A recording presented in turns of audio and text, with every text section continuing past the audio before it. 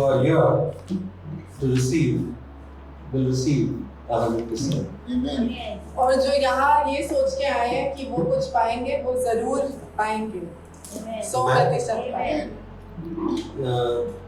In fact, I was just reminded about a dream that Jacob had. और Jacob को जो एक सपना आया था, मुझे अभी उसके बारे में याद आया। It was not initially planned for me to share the scripture, but I just felt it so important for me to share about this dream.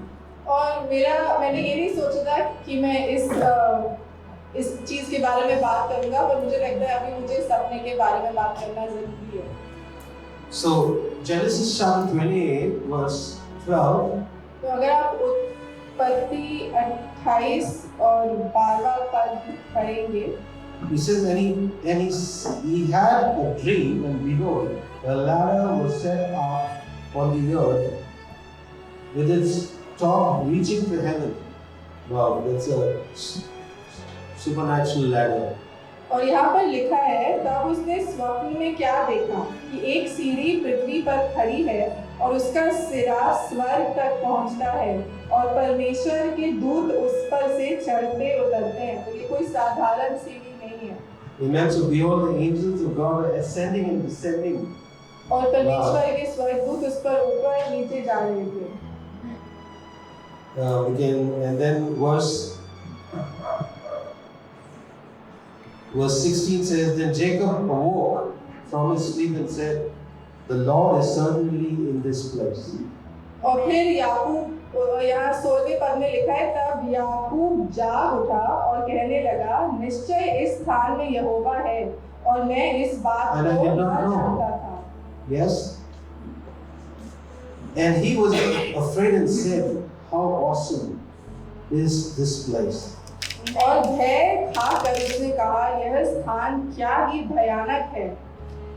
This is none other than the house of God, and this is the gate of heaven. यह तो परमेश्वर के भवन को छोड़ और कुछ नहीं हो सकता, वरन यह स्वर्ग का फाटक ही होगा। Wow. So this morning, God has impressed on me to share about the gates. और इस सुबह प्रभु ने मेरे दिल पे डाला है कि मैं फाटक के बारे में आपसे बात करूं। So as I was preparing on this message about the gates, last Sunday I spoke about the gates, right? तो पिछले बार भी मैंने फाटक के बारे में बोला था और इस हफ्ते भी जब मैं इस के लिए तैयारी कर रहा था। So the gates are very important. और ये सब फाटक बहुत ही महत्वपूर्ण है। So we know if there's a gate to heaven, there's a gate to hell. और अगर स्वर्ग के लिए फाटक है तो निश्चय ही नरक के लिए भी फाटक होगा। So you got to understand the importance of a gate. तो हमको फाटक का के महत्वपूर्णता समझना जरूरी है। That if we focus on understanding that how important it is the gate and how important is a gatekeeper and how important is a watchman. तो हमको ये जानना बहुत जरूरी है कि फाटक कितना महत्वपूर्ण है, उस चौकीदार कितना जरूरी है। There are certain people, certain places that they have a gatekeeper and the watchman is the same person. और कुछ जगहों पे पहरेदार और चौकीदार एक ही होता है। Yes. So we got to understand that the gatekeeper will do what? और पहरेदार क्या करेगा? He will have a key. उसके पास एक चाबी होगी। Yes. Okay. So God is saying, you know what? I am talking about the key, chabi. And who's got the chabi? The gatekeeper. And who's the gatekeeper? तो हम लोग यहाँ फाटक की बात कर रहे हैं और फाटक की चाबी चौकीदार के पास है। Many people lose their keys, चौकीदार कौन is है? it? Amen. और कई लोग अपनी चाबियां खो देते हैं।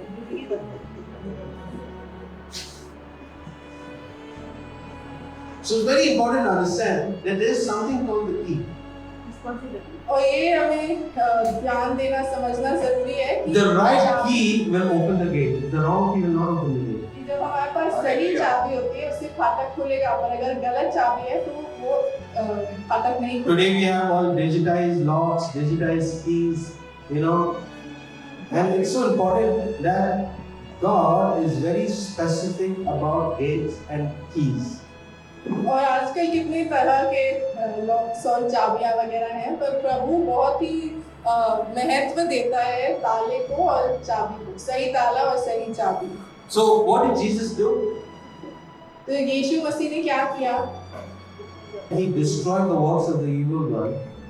Yes, and he brought the gate, the keys, and he says, you know what? I have the key. तो यीशु मसीह ने शैतान के सब कार्य को नाश किया और वहां से चाबी लेके आए, और उन्होंने कहा कि मेरे पास चाबी है। Whoever believes in me, I am the way. और जो भी मुझ में विश्वास करेगा, मैं मार्ग हूँ। I am the way, the truth, and the life. No one comes to the Father but through me. मैं मार्ग हूँ, सत्य हूँ और जीवन हूँ, और पिता के पास कोई भी नहीं आ सकता अगर वो मेरे से होके ना आए। Nobody in history has said, I am the way, I am the truth, I am the life. Everyone has come, many people have come and gone. But Jesus is the only one. He says, I am the way, the truth, and the life. That no one comes to the Father but only through me. Wow, what a promise. और ये यीशु मसीह के अलावा इतिहास में किसी ने भी नहीं कहा कि वही मार्ग है, सत्य है और जीवन है। So we got to understand the depth of understanding that there is a key to heaven. तो हमें ये समझना है कि एक चाबी है स्वर्ग के लिए, And this is a key to hell. और एक चाबी नरक की है। So we have to choose which gate we want to enter in. और हमको चुनना है हम कौन से फाटक में प्रवेश करना चाहते हैं। It sounds a little weird. People may not understand it, but it is very important to understand that it is serious. It is a serious issue. और हम इस बात को ऐसे नहीं, इस बात पे हमें मनन करना जरूरी है। ये कोई साधारण बात नहीं है जिसे हम गौर ना करें। Yes. So now we got to understand that in these keys, you know, whenever I give people a responsibility, I said, I want you to become चौकीदार. जब मैं किसी को कोई जिम्मेदारी देता हूँ, मैं उनसे बोलता हूँ, मैं चाहता हूँ कि तुम चौकीदार बनो। तो चौकीदार होगा किस चीज का चौकीदार? of the church. कलीसिया में चौकीदार। Yeah. So when you enter, first you enter the main gate and then you enter the door, right? तो पहले आप फाटक से अंदर आते हैं और फिर द्वार से अंदर आते हैं। And when you enter, you got to understand that there is something that the chowkidar, he has the key to the gate, and he would tell you which door to get into. तो जो चौकीदार है उसके पास फाटक की चाबी होती है और वो आपको बताएगा कि आपको कौन से द्वार से अंदर आना है। So if there is no chowkidar, what happens? और अगर चौकीदार नहीं है तो फिर क्या होगा? You will not know who's coming in and who's going out. तो हमको नहीं पता होगा कौन आ रहा है कौन जा रहा है। So it's very, very important that when God gives us a responsibility and He says, you know what, I want you to be chowkidar. और तो जरूरी है जब प्रभु हमें कोई जिम्मेदारी दे और बोले कि मैं चाहता हूँ तुम चौकीदार बनो। So when we look back into Scripture, we got to understand that who is actually a chowkidar. तो हमें वचन में देखे in the Scripture, who was the chowkidar? हम जब हम वचन में देखते हैं तो हमें क्या नजर आता है, कौन चौकीदार था? I believe that women are spiritual gates. और मैं मानता हूँ कि औरतें आत्मिक फाटक हैं। Now when I'm saying women are spiritual gates, let's look into Genesis. तो हम उत्पत्ति में देखते हैं पहले। In the beginning, और शुरुआत में God created Adam. प्रभु ने आदम को बनाया। Okay, and then out of his rib, who he made woman. फिर उसकी हड्डी से औरत को बनाया। Yes, and you got to understand how important it is that the snake did not go to the man; he went to the woman. Wow. और जो सांप था वो पहले औरत से उसने बात करी। And the woman said, you know, come to my husband. और औरत ने ऐसे बोला आ जाओ मेरे पति के पास। Who has the key? Who had the gate? Who was at the gate? Who was at the gate? Woman. फाटक पे कौन था? There was not a man at the gate. There was a woman. I'm not only putting women on a pedestal, but you've got to understand that let's look into the Old Testament and let's go to the New Testament. तो हम पहले पुराने नियम में देखते हैं, फिर हम नए नियम में भी देखेंगे। We know that God used a woman to give birth to Jesus. He didn't use a man. और हम देखते हैं कि यीशु मसीह एक औरत से उन्होंने जन्म लिया उन्होंने। Makes sense what I'm saying? Okay? So God used a woman to give birth to Jesus, and you got to understand the importance of women, because the devil, if you have understood, even tradition does what they do, they suppress women. If you understood tradition suppress, you don't allow women to do anything. That means they don't allow women to do what God has planned them to do. तो हम अगर अपने Because tradition has put, they say women are below the husband's feet, no? There are certain traditions that say that. But women play a very crucial role in humanity. तो अगर हम देखेंगे कई रीति रिवाज में भी औरतें मतलब बीवियां अपने पति के नीचे ऐसे देखा जाता है और समझा जाता है कि औरतें आदमियों से कम है, उनके नीचे हैं। पर हमें जरूर अभी पलट गया पैरों के नीचे। पर ये जरूरी है कि हम समझें कि प्रभु के राज्य में औरतों का कितना महत्वपूर्ण स्थान है। Okay, now we got to understand that it started from Adam, and then you got to understand God used a woman to give a gate, an entry gate for Jesus to come to the तो world. ये आदम से शुरू हुआ और फिर यीशु मसीह भी एक औरत से जन्मे। Okay, so we see that happening, and then we got to understand if there was no, they wanted a king. The people of Israel wanted a king. तो इस्राएल के लोगों को एक राजा चाहिए था। So God gave them what? He gave them a prophet. तो प्रभु ने उनको एक नबी दिया And that prophet was Samuel. और वो नबी सैमुएल था। Yes, and Samuel was birthed through Hannah. और सैमुएल हाना के द्वारा पैदा हुई। But you got to understand that Hannah went into the temple, she was wailing and crying. और हम देखते हैं कि हाना वो मंदिर में गई थी और वो वहाँ प्रभु के सामने रो रही थी। She was humiliated by Elkanah's second wife. क्योंकि उसके पति की जो दूसरी बीवी थी वो उससे शर्मिंदा महसूस कर Because she did not have children. क्योंकि हाना के पास बच्चे नहीं थे और दूसरी बीवी के पास बच्चे थे।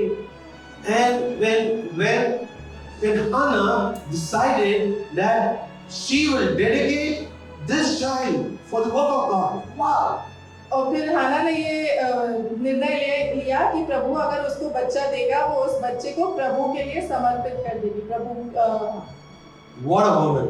Only one child is ready to give that child to God, and he was just weaned from his mother from having milk, and after that straight with Eli.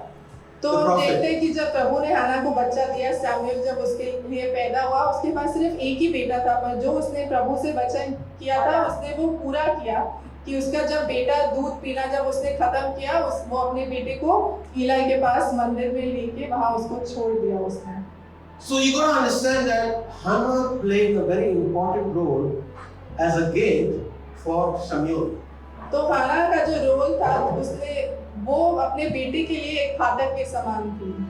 Yes, there was another woman. We've seen so many women who were gates. Yes, we see Esther was a gate. और Esther भी एक फाटक के समान थी। She saved the people of Israel from being killed.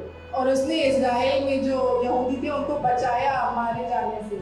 Yes, and we also see that Joshua, when Joshua had sent 2 spies, और Joshua ने जब 2 स्पाइस को भेजा था, yes, he sent 2 spies to spy the land, right? हाँ, उसने 2 जासूस भेजे थे कि वो जाके देखें कि उस राज्य में क्या हो रहा है। So the only entry point was a woman because she was a prostitute. और उनको भी वहाँ एक औरत ने मदद करी जो वेश्या थी। Okay, so we see that how God used Rahab. Through Rahab, she got married. Okay, Salmon. Yes, she got married to a man. After that, she got married to a man named Salmon, a Jew, and she gave birth to a son named Boaz. तो हम देखते हैं कि rehab ने एक आदमी से शादी करी सालमोन करके और उसका बेटे का नाम बोआज था। And after Boaz came the lineage of David and Jesus. और बोआज की Yeshua. जो पीढ़िया में दाऊद आता है पहले और फिर आगे चल के यीशु मसीह भी उसी की पीढ़ी से पैदा हुए। So we got to understand that women play a very crucial role as a gate. तो औरतों का भी बहुत ही महत्वपूर्ण रोल है एक Even in the home, it is the woman who decides what has to come in and what has to go out. और घर पे भी औरत ही निर्णय लेती है कि घर में क्या आएगा और क्या जाएगा। और कौन आएगा कौन जाएगा? Who decides? Woman, not man. Now we got to understand that there is a lot of connection with women and the gate. तो हमें समझना है कि औरत और फाटक का एक महत्वपूर्ण रिश्ता है। And we got to understand that where there is a gate, there is an entry point. और हमें ये समझना है कि जहाँ फाटक है वहाँ से अंदर आने का रास्ता है। 1 Chronicles chapter 23. और अगर हम देखें 1 Chronicles 20 verse 5. और उसका 5वां पद 4,000 are to be gatekeepers and 4,000 are to praise the Lord with musical instruments. I have provided for that purpose. और यहाँ लिखा है 4,000 लेवी वंशी द्वारपाल होंगे और 4,000 लेवी वंशी संगीतज्ञ होंगे। मैंने उनके लिए विशेष वाद्य बनाए हैं। Now you got to understand the importance when God is saying that I want you to be a gatekeeper. That means what are you supposed to do? You have to be at the gate and start praying. और प्रभु जब कहते हैं कि मैं चाहता हूँ तुम चौकीदार बनो तो आपको फाटक पे जाके वहाँ जाके As important as praise and worship in this place is importance to the gatekeeper outside. और जितना जरूरी यहाँ पे स्तुति आराधना है उतनी ही महत्वपूर्णता जो चौकीदार है उसकी भी है। It was not that they said, you know what, let there be 4,000 in and only 2 outside, 2 चौकीदार outside. तो उन्होंने ऐसे नहीं बोला कि अंदर 4,000 होने दो और बाहर सिर्फ 2 ही चौकीदार। So you got to understand the principle of the temple was 4,000 out, 4,000 in. तो वहाँ मंदिर में ऐसा था कि अगर 4,000 अंदर है तो 4,000 बाहर भी। They have to protect the gates. और उनको फाटक की रक्षा करनी है। Now if you in the church you want to see और अगर आप कलीसिया में देखना चाहते हैं a mighty move of God कि प्रभु का कार्य आप देखना चाहते हैं through each of you, हमारे हर एक के जरिए से you got to be the gate. तो आपको फाटक बनना पड़ेगा। You got to be the gate of that blessing. तो उस आशीष का फाटक आपको बनना पड़ेगा। You got to be that gate of allowing the good and the evil. तो आपको ऐसा फाटक बनना पड़ेगा कि जहाँ से अच्छा या बुरा आ सके। Now, the very important aspect of being a watchman, we got to understand that Rahab was, where was the house? और राहाब का घर कहाँ था? At the entry gate. On the top, on the wall. She was basically kept as a watchman.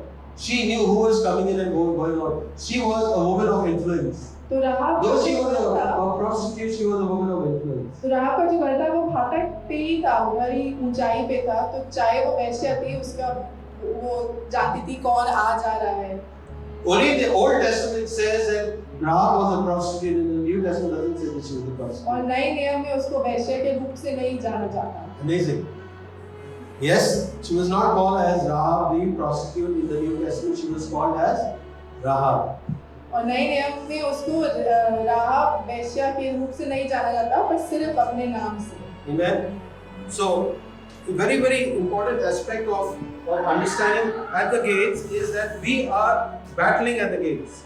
तो हमें ये समझना जरूरी है कि हम लोग जब फाटक पे हैं हम लोग वहाँ युद्ध में लगे हुए हैं. And if we are at the gates, are we ready to understand that because we are at the gates, we are going to face battles? और ये फिर हमें समझना जरूरी है कि क्योंकि हम फाटक पे हैं जरूरी है कि हम युद्ध का सामना करें. So at the gates, I had mentioned last week what it says. What do you need to do? तो फाटक पे हमें क्या करना है? You have to speak at the gates. हमें फाटक पे बोलना है. The other thing is you have to be sitting at the gates at all times. और हमें हर समय फाटक पे ही बैठा रहना चाहिए.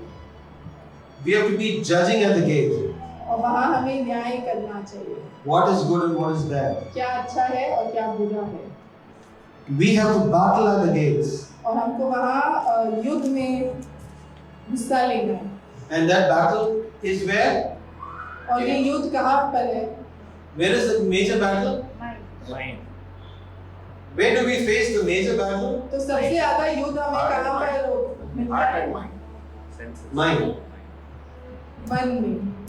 Yes, the major battle is here because this and this is connected. So as much as you meditate on the wrong things, your heart will receive the wrong things. तो अगर हमारे मन में हम सब गलत चीज़ों पर विचार कर रहे हैं और तो वही गलत चीज़ें हमारे दिल में भी पहुँचेंगी. And watching at the gate is very important. और फाटक पर नजर रखना बहुत जरूरी है. Now you've got to understand that there are walls built everywhere. तो आप समझते हैं कि हर तरफ दीवार खड़ी हैं. Great Wall of China, you heard of it or you never heard about it? China में भी बहुत ऊंची दीवार है जो काफी जानी मानी है. Yes, you heard about China having the Great Wall of China. There is a wall. Yes, but you got to understand that it was said that at the gates it was the gatekeepers who were bribed and allowed to go and enter in. तो उस फाटक पर वो चौकीदार थे जिनको पैसा दिया जा सकता था कि लोग जा सके. Yes, so you got to understand one person can make the difference. तो एक व्यक्ति कितना बड़ा उससे One person can make a difference in this church. सिर्फ एक व्यक्ति हमारी कलीसिया में बहुत बदलाव ला सकता है. One person. That person will be the gatekeeper of the church. और वह एक व्यक्ति हमारी कलीसिया का चौकीदार होगा. Proverbs chapter 8 verse 34 says, "Blessed is the man who listens to watching daily at my gates." Proverbs chapter 8 verse 34. It says, "Blessed is the man and blessed is the woman." तो यहाँ लिखा है कि वह आदमी और औरत धन्य है Who is the gatekeeper? जो चौकीदार है. Amen. And who watches where? और जो कहाँ देखता है उसकी दृष्टि कहाँ पर होती है. Daily or once a month? It says daily. So we need to be chowkidars daily, allowing the right thing to come into our hearts, into our lives. Okay, very important.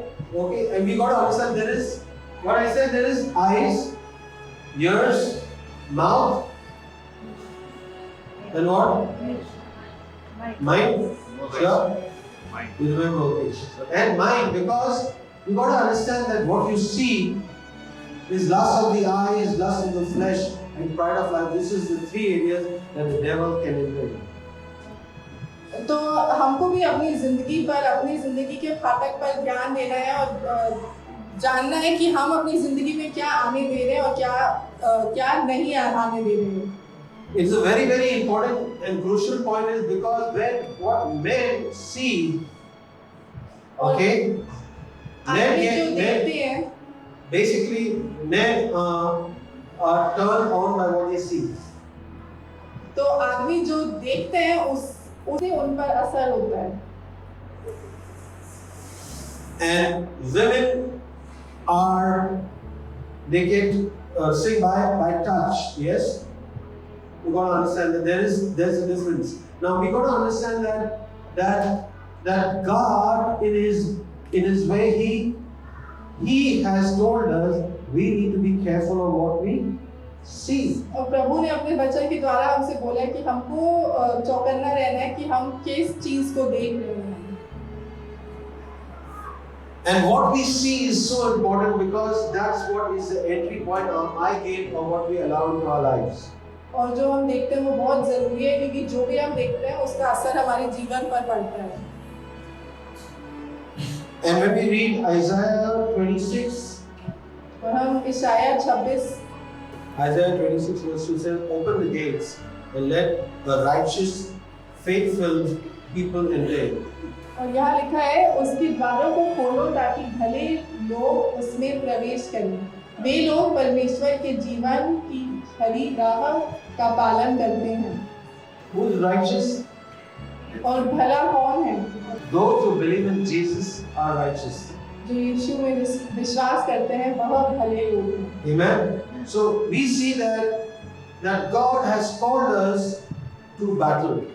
तो प्रभु ने हमें युद्ध के लिए बुलाया है. At the gates, और फाटक पर there is mostly battles at the gates. वहाँ पर युद्ध अधिकतर होता है.